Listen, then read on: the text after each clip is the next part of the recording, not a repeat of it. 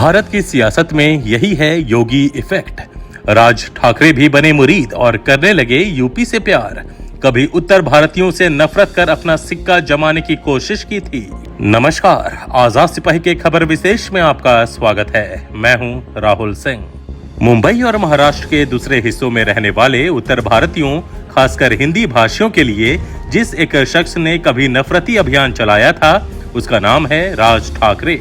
अपने चाचा और शिवसेना संस्थापक बाला साहेब ठाकरे की सियासत को आगे बढ़ाने का दावा करने वाले राज ठाकरे को अब पता चल गया है कि उनकी नफरती राजनीति से कुछ हासिल होने वाला नहीं है।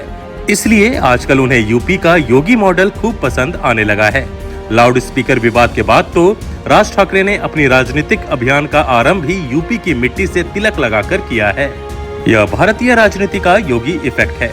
राज ठाकरे को पता चल गया है कि उत्तर भारतीयों के समर्थन के बिना वह महाराष्ट्र की राजनीति की अगली पंक्ति में कभी आ नहीं सकेंगे। उन्होंने यह भी भांप लिया है कि उद्धव ठाकरे की नेतृत्व वाली शिवसेना मराठा गौरव की उस कसौटी पर खरी नहीं उतर रही है जिसे बाला साहेब ठाकरे ने स्थापित किया था।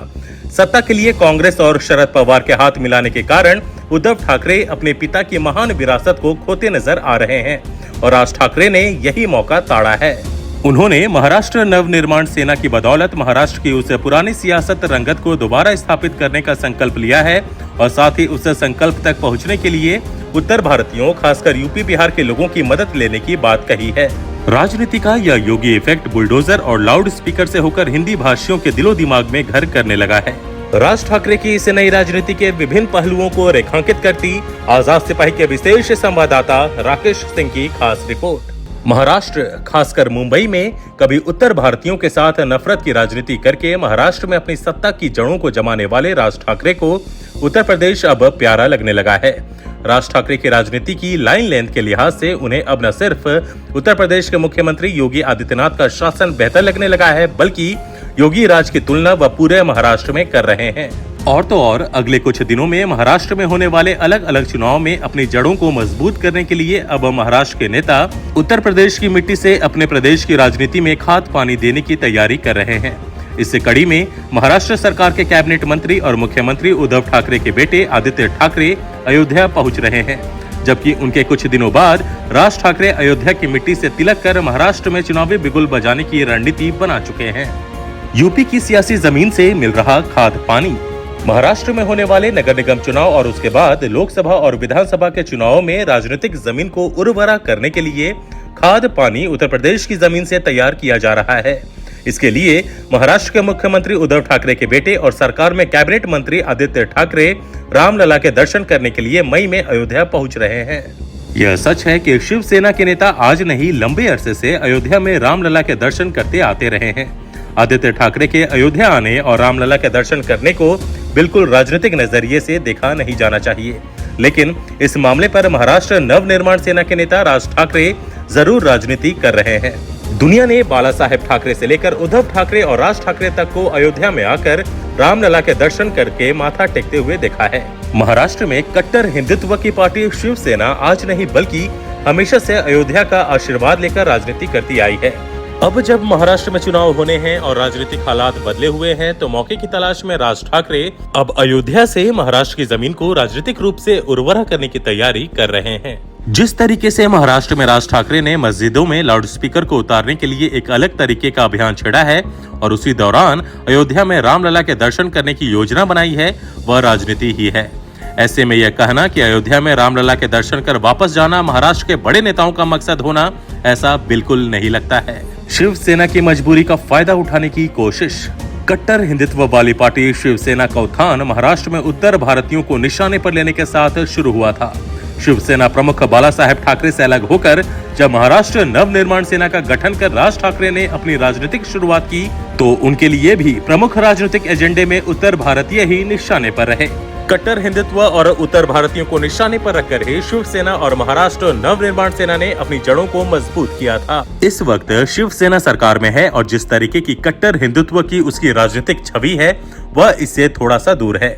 यही वजह है कि उसका पूरा फायदा उठाने के लिए बाला साहेब ठाकरे के भतीजे और महाराष्ट्र नवनिर्माण सेना के प्रमुख राज ठाकरे बढ़ चढ़कर आगे आ रहे हैं। लेकिन इस बार राज ठाकरे जिस राज्य के लोगों को हमेशा निशाने पर रखते थे, इस बार वहां के मुख्यमंत्री का नाम लेकर और वहां की मिट्टी का तिलक लगाकर महाराष्ट्र की राजनीति में श्री गणेश करने की तैयारी कर रहे हैं। अब प्रदेश की राजनीति में उत्तर भारतीयों को निशाने पर लेने का चलन न सिर्फ बाहर हो गया है, बल्कि इस तरह नफरत की राजनीति करने वालों को सत्ता भी हासिल नहीं होने वाली। यही वजह है कि न सिर्फ राज ठाकरे बल्कि शिवसेना अब उत्तर भारतीयों को निशाने पर लेने से बच रही है। क्या महाराष्ट्र में भी चलेगा बुलडोजर? सिर्फ अयोध्या में आकर रामलला के दर्शन करने से महाराष्ट्र की राजनीति में किसी भी राजनीतिक पार्टी को कुछ हासिल नहीं होने वाला है। यह बात महाराष्ट्र नवनिर्माण सेना के वरिष्ठ नेता जानते हैं। इसलिए मनसे नेता कहते हैं कि आप उत्तर प्रदेश में योगी सरकार की उपलब्धियां देखिए। कितने कम दिनों में उन्होंने अवैध संपत्तियों पर बुलडोजर चलाया।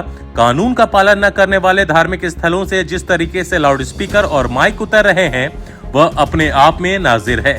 इसलिए अगर उत्तर प्रदेश की योगी सरकार से कुछ सीख कर महाराष्ट्र में बेहतर किया जा सकता हो तो उसे महाराष्ट्र के लोगों के लिए करने में कोई बुराई नहीं है। लेकिन उन्होंने आरोप लगाया कि महाराष्ट्र की सरकार ऐसा कुछ भी नहीं कर रही है। महाराष्ट्र नवनिर्माण सेना के एक वरिष्ठ नेता कहते हैं कि जिस तरीके से राज ठाकरे ने उत्तर प्रदेश के मुख्यमंत्री योगी आदित्यनाथ की तारीफ की है, वह बिल्कुल सही किया है।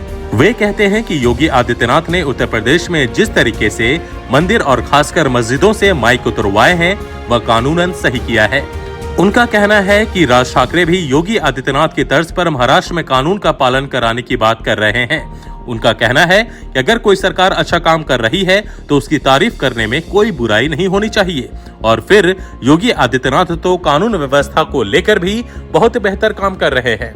वह कहते हैं कि महाराष्ट्र नवनिर्माण सेना की प्राथमिकता में बुलडोजर भी उतना ही महत्वपूर्ण है जितना यूपी सरकार के लिए है। कुल मिलाकर महाराष्ट्र की सियासत में एक बार फिर उन भाइयों का बोलबाला होने वाला है जिनके दम पर कभी वहां शिवसेना भी मराठा गौरव की राजनीति करती थी। सियासी स्थिति में यह बदलाव योगी इफेक्ट का ही नतीजा है। राज ठाकरे ने इसे पहले कैच किया तो स्वाभाविक रूप से लाभ उनका ही होगा, लेकिन इसे योगी मॉडल के विस्तार का सुनहरा अध्याय तो कहा ही जाएगा। आज के आजाद सिपाही के खबर विशेष में बस इतना ही।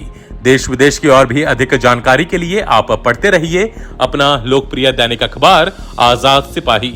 और हाँ, आप हमारे इस YouTube चैनल को जरूर सब्सक्राइब करें। धन्यवाद।